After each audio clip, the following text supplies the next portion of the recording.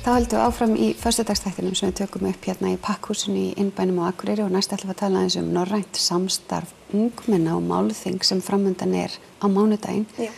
Segðu mér bara aðeins kannski frá þessu málþingi til að byrja með. Sko, byrjunin á þessu var að við vorum 8 sem fórum út til Stokkólms núna í fyrra og fórum sem sagt í nokkra daga á svona málstofu í þetta var út að Norðurlandaráðsþingið var þar og þar fengum við sem sagt að hitta önnur ungmenni frá Svíþjóð og Finnlandi og ræða aðeins málin og svona sjá hvernig þeirra sýn væri á heiminn og reyna svona að mynda samstarf og tengsli og skilning út frá því.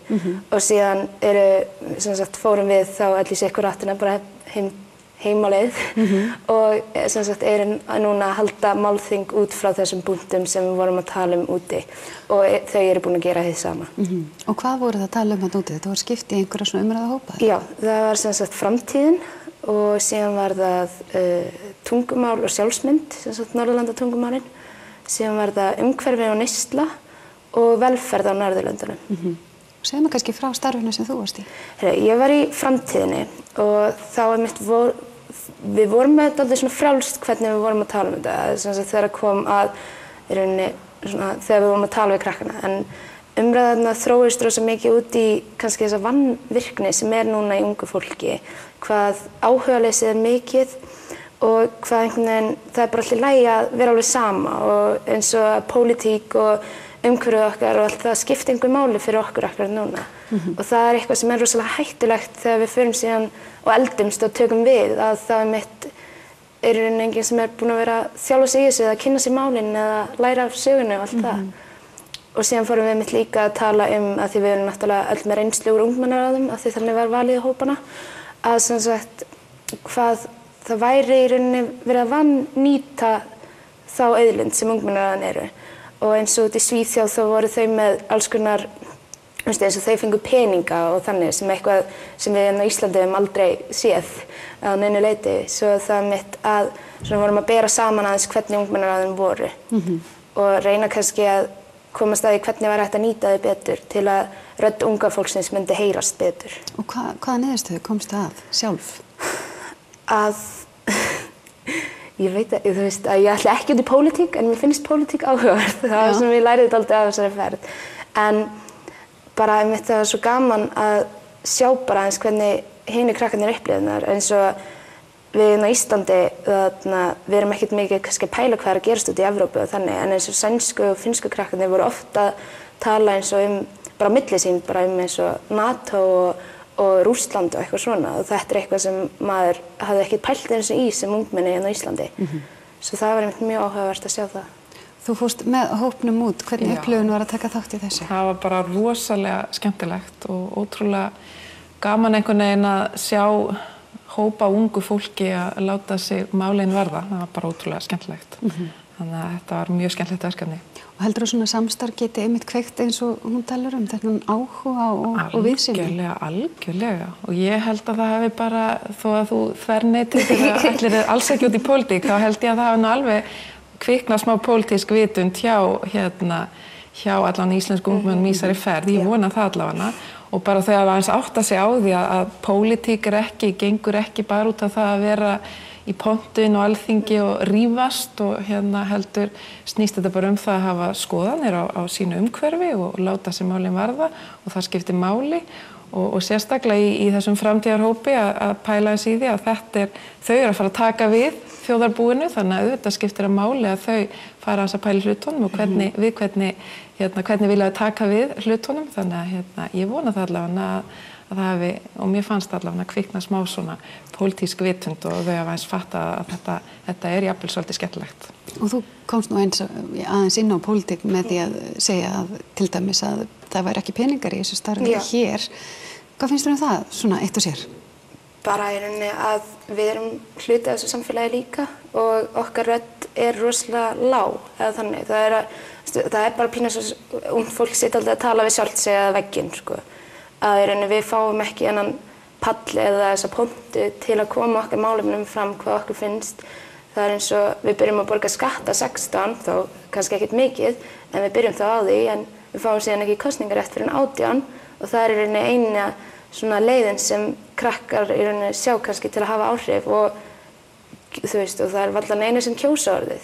Það alveg bara hræðilegt. Svo einmitt með því í rauninni að gefa ungu fólki aðeins pall og aðeins að geta talað milli sín og reynt að sjá einhverja niðurstöðu, sjá einhverjar framkvæmdir og sjá hvað að gerast. Það mitt kannski hægt að kveikja hennan áhuga því að það ekkert gaman að tala við sjálfum sig að vegginn, þú veist, maður vill að það sé heyrt í manni. Þannig að þá þarf kannski peninga til þess að búa til þann vettvang eða hvað. Já. Og líka bara betri skipulagningu á ráðin, bara mjög augljósar línur hvað skylda ráðsins og hvert þau eiga að fara. Því þau eru svona dálítið tímd í kerfinu eins og Þetta málþing á mánudaginn, hvernig, fyrst þetta sem þú heyrir væntanlega þegar þú ert ung manneskja og heyrir orðið málþing, þá ertu einhvern veginn óvart byrjaður að hrjóta. Já, vinir mínir eru mjög mikið bara, nei, ég að þvoa mér hárið eða þarf að læra rosa mikið og kemst bara því miður ekki. En þetta verður í rauninni fyrst, við verðum með 5 fyrirlesara. Já, hvað svo les, já. Og sem verða með bara frekar stutta fyrirlestra, bara aðeins til að fara yfir svona málefni tengd þessu sem tengjast við Ísland og síðan verða smá veitingar og svona hlé til að hugsa sig aðeins og síðan skiptum við í hópa og ræðum svona milli okkar sem sagt út frá þessum þemum, þessum 4 og munum síðan kynna niðurstöðurnar til í rauninni panelsins sem mun vera og við bara hvetjum alla pólitíkusa eða fólk sem hefur áhuga á að koma og hlusta dálítið á unga fólkið af því við viljum láta heyri í okkur.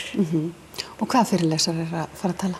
Það Katrín Jakobsdóttir að fara að koma, alþingismaður. Hún ætlar aðeins að tala svona nauðsyn þess að við lærum Norðurlanda tungumál, skiptir þetta máli. Krakkarnir voru aðeins að pæla í, þau svona ekki alveg að kaupa það, við þurfum ennþá að læra dönsku.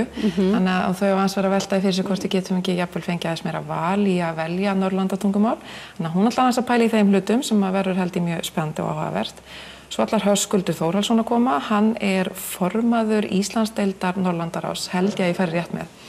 Og hann ætlar aðeins að bara spjalla þetta norræna samstarf og hvaða gildi þetta hefur fyrir okkur.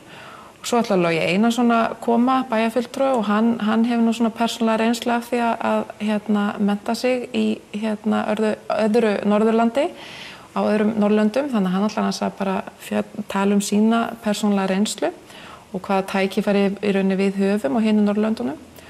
Og svo ætlar Hulda Hólmkelsdóttir að koma. Hún hefur verið svona virki í eða svona pólitískri ungmennahreyfingu. Þannig að hún ætlar aðeins að svona velta því fyrir sér hvaða máli það skipti að ungt fólk hafi rödd og láti sér heyra og láti sér málin varða. Og svo ætlar Rannveig Magnúsdóttir að koma. Hún verkefnastjóri hjá Landvernd og hún ætlar aðeins að fjalla svona umhverfisvernd og flokkun sorps og matarsóun. Það unga fólki svolítið að pæla í svona hvað getum við gert til þess hvaða áhrif hafa þessar daglegu athafnir okkar á umhverfið okkar, þannig að við ætlum að velta því fyrir okkur. Þannig að þetta verður mjög spennandi. Ég held ég sé ekki að gleyma neinu með þannig. Nei, ég held ekki að gleyma neinu. Þannig að hugsanlega eitthvað á ungu fólki myndi innan að væta líka? Já. Ef þú ekki upptökið með að þú sem áhrif. Þá getur alltaf rætt hvað áhrif sjampúið hefur á umhverfið. Þetta hefur á umhverfið okkar. Já. Þetta verður spennandi. Takk fyrir komuna og hvetjum þetta fólk til þess að mæta og taka þátt og láta í sér heyra. Takk sem leiðis. En með þessu þá ætlum við að ljúka föstudagsþættinum í dag. Góða helgi.